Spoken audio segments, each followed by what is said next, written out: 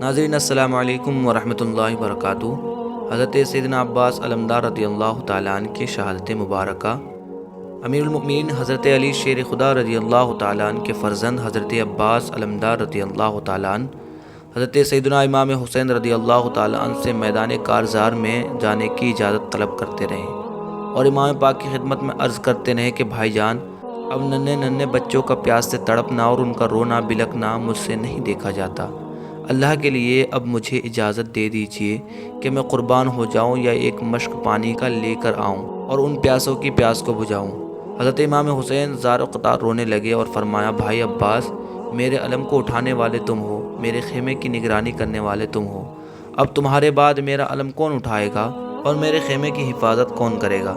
حضرت عباس رضی اللہ تعالیٰ عنہ نے روتے ہوئے عرض کیا، اے ابن رسول صلی اللہ تعالیٰ علیہ وسلم، میری جان آپ پر قربان، خدا کی قسم اب زندگی میں کوئی مزہ باقی نہیں رہا اور میں دنیا سے بالکل تنگ آ چکا ہوں۔ بس اب میری آخری آرزو اور تمنا یہی ہے کہ مالک کوثر رسول کریم صلی اللہ تعالیٰ علیہ وسلم کے نواسوں کو دریائے فرات کا پانی پلا کر میں بھی جلد سے جلد اپنے بھائیوں اور بھتیجیوں کے پاس پہنچ جاؤں۔ حضرت عباس علمدار رضی اللہ تعالیٰ عنہ کے اصرار سے مجبور ہو کر حضرت امام حسین رضی اللہ تعالیٰ عنہ نے اجازت دے دی۔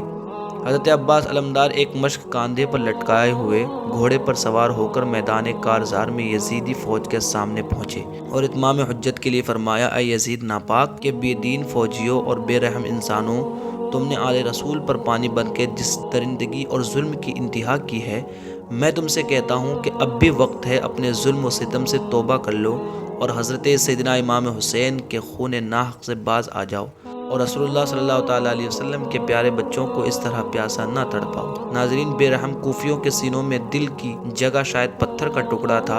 حضرت عباس علمدار کی باتوں کا ان پر کچھ اثر نہیں ہوا، بلکہ بے رحم یزیدی ظالموں نے آپ پر تیروں کی بارش کر دی۔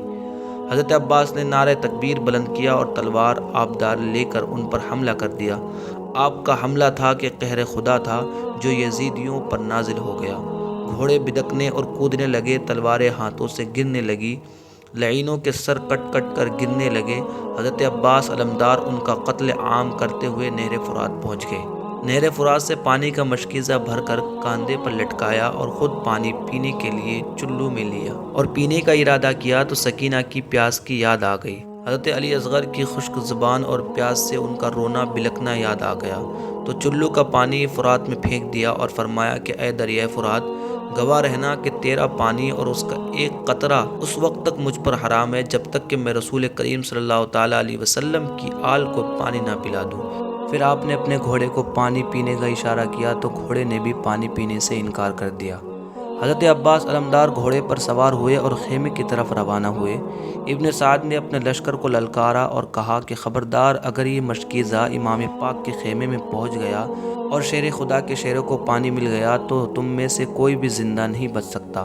یہ سنتے ہی یزیدی فوج نے حضرت عباس علمدار رضی اللہ تعالیٰ عنہ کا چاروں طرف سے محاصرہ کر لیا اور تیر و تلوار کی بارش کرنے لگے، یہاں تک کہ نوفل ملعون نے دھوکے سے ایسی تلوار ماری کہ حضرت عباس کا داہنا بازو کٹ گیا۔ آپ نے جلدی سے مشکیزہ کو اپنے بائیں بازو پر لٹکایا، پھر ایک ظالم یزیدی نے ایسی تلوار چلائی کہ آپ کا بایاں بازو بھی کٹ کر زمین پر گر گیا۔ جب دونوں بازو کٹ گئے تو آپ نے مشکیزہ کو اپنے دانتوں سے پکڑ لیا اور گھوڑے کی رکاب سے دشمنوں کو ٹھوکر دیتے ہوئے خیمے کی طرف بڑھتے چلے جا رہے تھے کہ ایک یزیدی ظالم نے ایسا طاق کر مشکیزہ پر تیر چلایا کہ مشکیزہ میں سوراخ ہو گیا اور پانی گرنے لگا اور آپ خیمے کے قریب پہنچ گئے، مگر مشک میں ایک قطرہ بھی پانی نہیں تھا اور جسم زخموں سے چھلنی ہو چکا تھا۔ نڈھال ہو کر گھوڑے سے زمین پر تشریف لے آئے اور امام پاک کو آواز دی، یا اخاہ ادرک اخاک، یعنی اے بھائی حسین، اپنے بھائی کی خبر لیجیے۔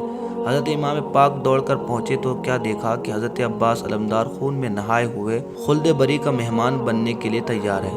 حضرت امام پاک نے اتنی زور سے آہ کھینچی کہ کربلا کی زمین خوف سے دہل گئی اور آپ کو اپنی آغوش میں اٹھا کر خیمے میں لائے اور زبان مبارک پر غم میں ڈوبے ہوئے یہ کلمات تھے، اب میری کمر ٹوٹ گئی اور میرا سہارا کوئی نہیں رہا۔ پھر آپ روتے ہوئے حضرت عباس علمدار رضی اللہ تعالیٰ عنہ کے خون آلود چہرے پر اپنا منہ رکھ کر پھر حضرت سیدنا عباس رضی اللہ تعالیٰ عنہ نے جام شہادت نوش فرما لیا۔ انا للہ و انا الیہ راجعون۔ اللہ رب العزت کی بارگاہ میں دعا ہے کہ اللہ تعالی ہم سب کے دلوں کو اہل بیت اطہار کی محبت سے منور و مجلہ فرمائے۔ آمین ثم آمین۔